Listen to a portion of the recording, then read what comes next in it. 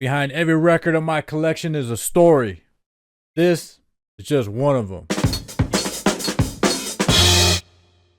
Alright then. Now, today's record that I'm sharing is a definite classic. And that record is Renegades of Funk by Afrika Bambaataa and the Soul Sonic Force. I mean, dude, check out this cover. Bam. I mean, right there, dude. I mean, you got everything you want in a record cover right there. Especially for a kid, a teenager, man. Like when this record is from 1983, man. And you got to understand, 83, that was the breakout year for hip hop music, all over the world. Definitely in California, where I'm from. And so, I got into this like when I was 11 years old, man. So you got to understand when hip hop breaks out like it did with graffiti, breakdance, hip hop music, rapping, scratching on the turntable, all that stuff, man. It just blew everyone's mind, especially all the kids. It blew all of our minds. And we're like, we're at that age where, I don't know, man, we just stopped watching cartoons. Or maybe we're still watching maybe like G.I. Joe and He-Man or something. But, man, to see this album cover, like the way it is, man, it's so appealing to a young person, that's excited about music and this new culture that's just exploding with all this art, visual art, dance, music, a new form of, manipulating the turntable to create sound. I mean, man, graffiti, dude, like all this stuff, man, this album cover represents the explosion of hip hop. Because I see this album cover and that's how I was feeling at the time when hip hop exploded on the scene. So, yeah, this record, man, it's the follow up to Looking for the Perfect Beat, which I think I mentioned in another video, Planet Rock, which I'm going to do a video about that song too. But that record didn't have this album cover. Looking for the Perfect Beat, the follow up to Planet Rock, that didn't have an album cover either. It was just like a plain white, sleeve with the hole in the middle that showed the record label, Tommy Boy Records. It wasn't until the third release by Soul Sonic Force, this one, Renegades of Funk, that actually had a cover, that had some cover art to it.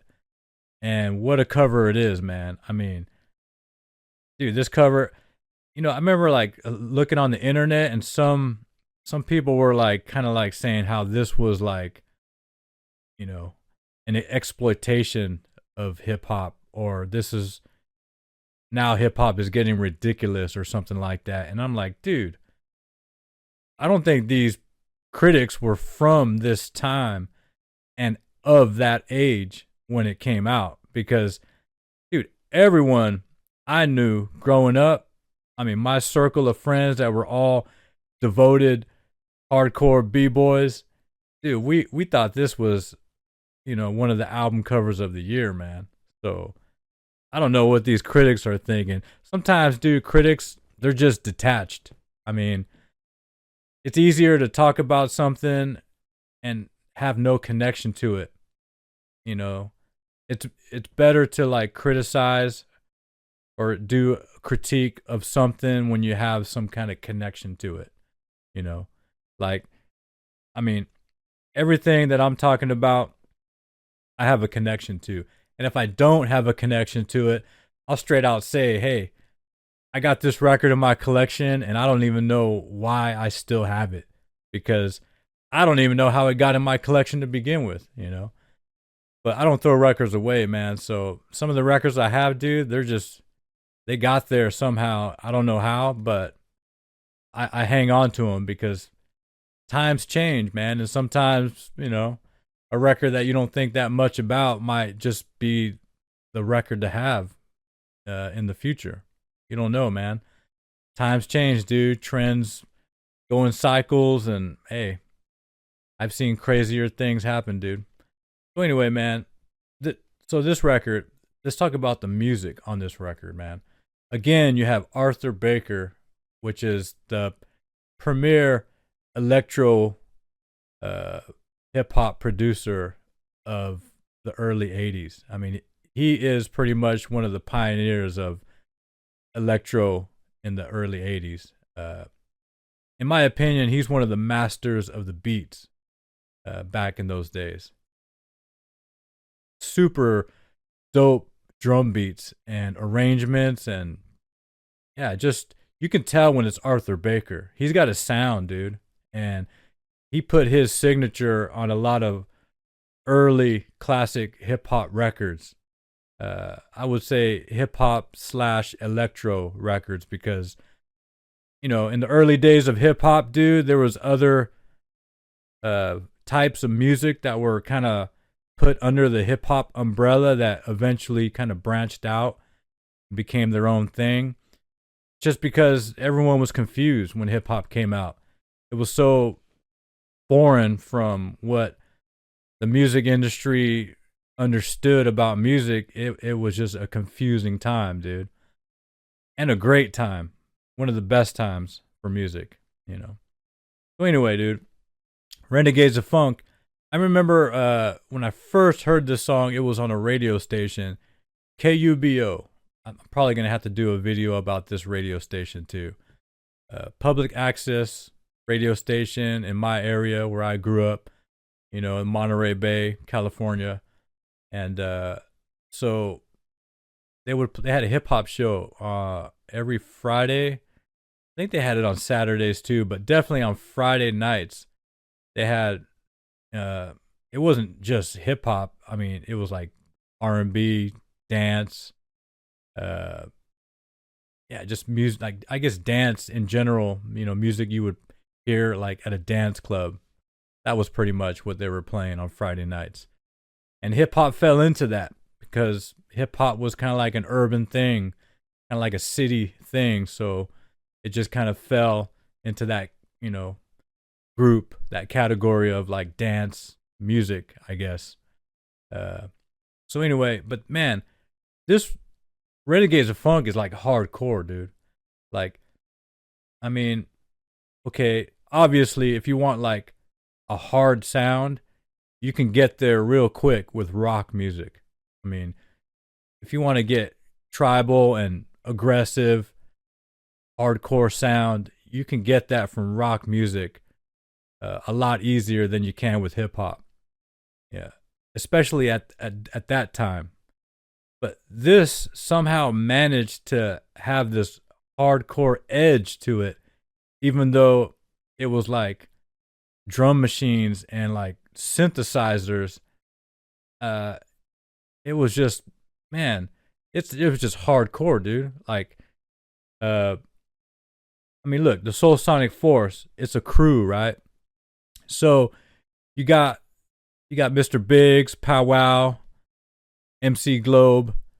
They're rapping, dude, but they're not rapping like some of these old school records. A lot of them they were rapping like radio DJs, like hey, like a commercial, like well I'm on the mic and I'm doing this, and they're like talking like a radio DJ, like that kind of stuff. And I guess that sounds all right over a disco beat, and it's kind of more disco than street or whatever. But these guys were like almost like the Public Enemy before Public Enemy, because they were like their delivery was kind of like, I mean, they sounded like like activists, when they were rapping. And the rhyme scheme, it didn't even sound like, I didn't even think about rap when I heard them doing the vocals. It just, to me, it just sounded like some kind of chant or some kind of like Uh, it just sounded like poetry or just a rant or something. It didn't sound like I said like just the typical radio DJ sounding rapper. They sounded like and plus these dudes at the time I think were like probably in their 20s, mid 20s maybe. So they sounded like straight up adults, like mature and serious. So when you hear the voice, you hear them on the track saying the rhymes, it sounds serious. It doesn't sound like some kid just talking shit.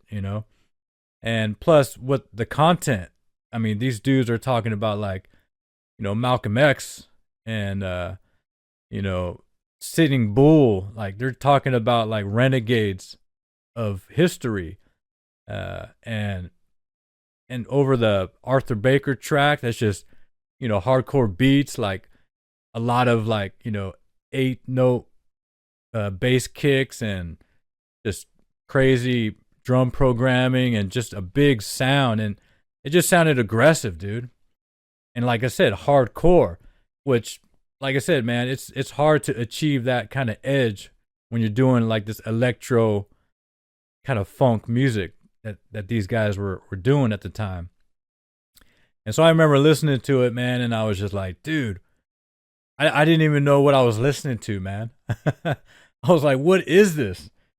I mean, who are these dudes? I mean, I know them from Planet Rock. I know them from Looking for the Perfect Beat. And now they're dropping this. And it just, to me, it just sounds like, Mad Max, dude. Like some straight Road Warrior music. It just sounds so primal, dude. And I don't even know if it's hip hop. I kind of like forget that it's hip hop until every once in a while the drum break just comes in. The drums just extra loud with extra bass, and I'm like, yeah, that's hip hop right there. And then they get into some crazy chants, and I'm like, this is like more than hip hop, man. This is almost like, I don't even know what this is, dude. Super alternative, man. So anyway, so yeah, eventually I did get this record, and I lost it, or I don't know what happened to it, dude. I had it, and then I didn't have it. Like anyone who has like record collections and who have been like a DJ, a mobile DJ, or taking your records to gigs to play. I mean, sometimes records get misplaced. Sometimes they get stolen. Sometimes you steal on accident someone's records. Like, oops, I took the wrong record. But for whatever reason, man, this record got away from me. And I was bummed, dude. I was like, dude, where is my Renegades of Funk record, dude? I tried to find it one day and I couldn't find it, dude. So anyway, I go to one of my favorite record stores at the time, Logos, and I'm looking through because they have a section of the new arrivals, like the used records that just came. They haven't like sorted them in with the other records yet. I remember I was looking through those records, dude, and bam, there it is. I see it. And dude, I think I got this again. I originally got it in, I think 85. A couple years after it came out, I think I got it. But when I got it again, I think it must have been like 1988, something like that. And dude, look how much I paid for it. I'm going to try to get a close-up on this.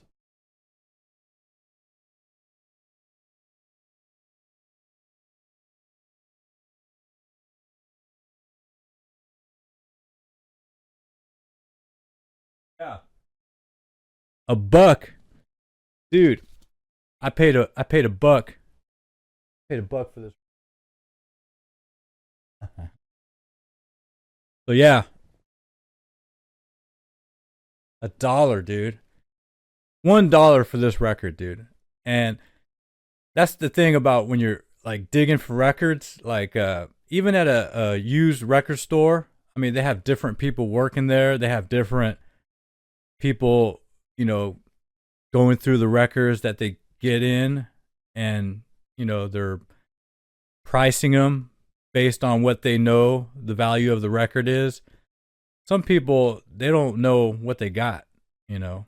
It's impossible, dude. I mean, when you got so many records coming in, that store was pretty big.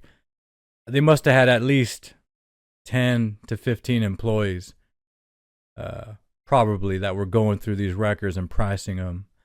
And whoever priced that record, they knew nothing about hip hop, which was actually a common thing for 1988. Still, in 1988, there was a lot of people who they didn't even know really about hip hop, and actually a lot of people hated it and didn't even like, they just dismissed it like it wasn't even music or something. Or they just didn't care, you know. But anyway, whoever priced this record obviously didn't know what it was, or they didn't care to know what it was. But if I were to price this record, dude, I would have priced this at least $5, dude. At least $5. I mean, it's a single, and for that time, a $5 record was a record that was like, you know, valuable. Like the going rate for a 12-inch single back in 1988 was like $4, $5 if it was an import or something. So, but this record being a classic and in good condition, I would have priced it at $5 easy, if not more, dude. But anyway, so that was a score, dude. Check it out, dude. Renegades of Funk, Soul Sonic Force, dude. I got it. So anyway, man, so yeah, this record is super classic, dude, and that's why I was stoked when Rage Against the Machine did a cover of this song, dude. Renegades of Funk. If you look on Spotify or YouTube, you look Rage Against the Machine, Renegades of Funk, you'll hear their cover of it. And they interpreted it a little differently, but enough is there where you know it's Renegades of Funk, man. And just for a group like that to cover this, it just kind of like confirms my thoughts about it when I first heard it. Like, it sounded like it didn't sound like rap. It sounded like activists chanting, you know, at some kind of rally or something. This record sounded so